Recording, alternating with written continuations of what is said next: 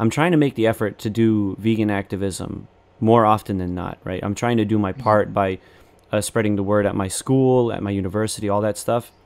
And I know it's not enough, like not nearly enough as what I could normally do. But again, things come into play like supporting my family, transportation, these sorts of things, right? Like I'm not going out and trying to buy the fanciest piece of or article of clothing, right? Like I take my money and I'm going to spend it accordingly. It goes down to a point where I deny buying my family animal products when they want to eat it.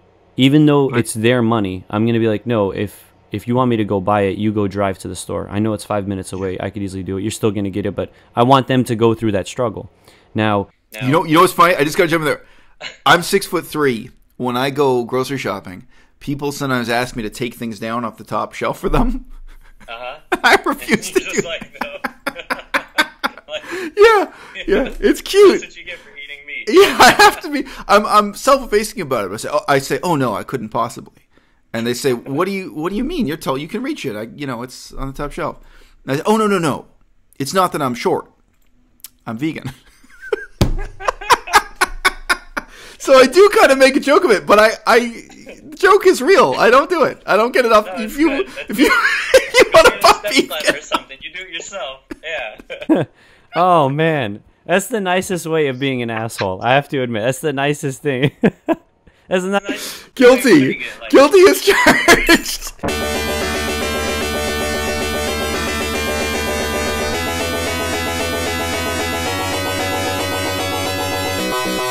À-bas-le-ciel. So you bring up two names in particular about vegan YouTubers, and I understand that they're on the smaller scale of things. You bring up Angie and Ryan, and you bring up Unnatural Vegan. Now, here's the deal with what I see with them, right? Like, again, I take no offense because I think that it's important that we learn from all aspects. Although we might disagree on some points, it's always nice to hear the other side. But the question that gets raised with these particular YouTubers, and there's many like them, right? You see them all the time, and honestly, it's kind of cringy because you see them do these what I eat in a day videos. They play the same music, they're eating the same foods, and they're just basically advocating their lifestyle, which is fine. There's no harm in that. You have every right to do so. But as a vegan, like the question that I wanted to ask is being vegan enough? Right? Like we look at it as a social, political, philosophical movement to end all of animal exploitation and cruelty. And I know that we're doing our part by not eating animals or their byproducts like milk and cheese and whatnot. But is that enough? Or should we be taking more of a stance?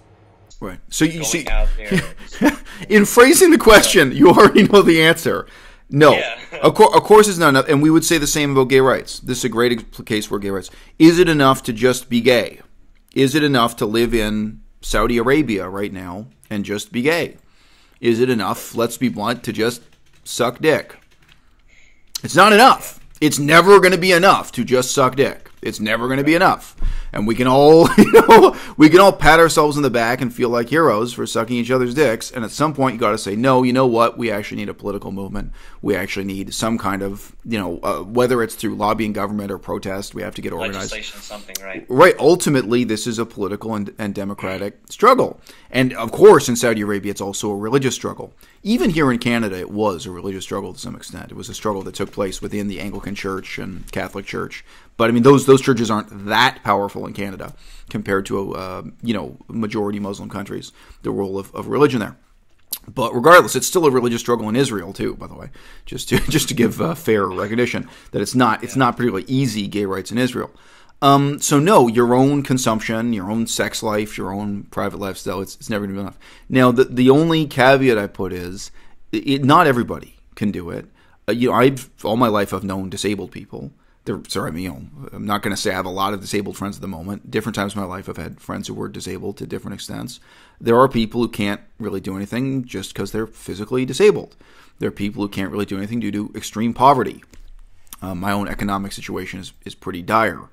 I'm very limited in what I can do by my economic situation. I can't just fly to London and attend a conference in London, England or something. These are everything I do is a big decision financially.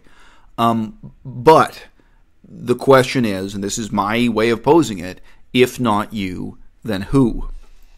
If not you, then it's who? Different. Right. It can't be everyone. I say this about different kinds of political and social movements.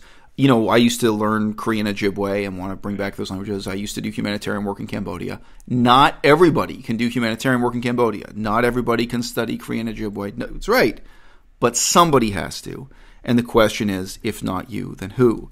And it gets pretty surreal when you're looking at someone who's ostensibly devoted their lives to the vegan movement. Ostensibly. Like Angie and Ryan from Happy Healthy Vegan, like Unnatural Vegan, also known as Swayze.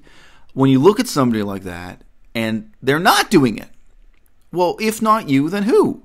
You're a full-time vegan activist. You're being paid. I don't know, Mike the Vegan, anyone. What are you doing with this money and leisure and, platform and connections and network and power? You have some degree of, money, power, and respect. If not you, then who? So that's when it gets really weird. And there are some people who I think are trying to do everything they can. I'm not cynical about Earthling Ed.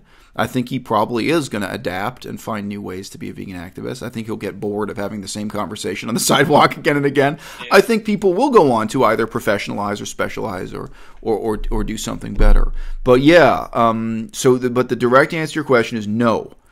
It's never just enough to be vegan. It can't possibly be. We all know that.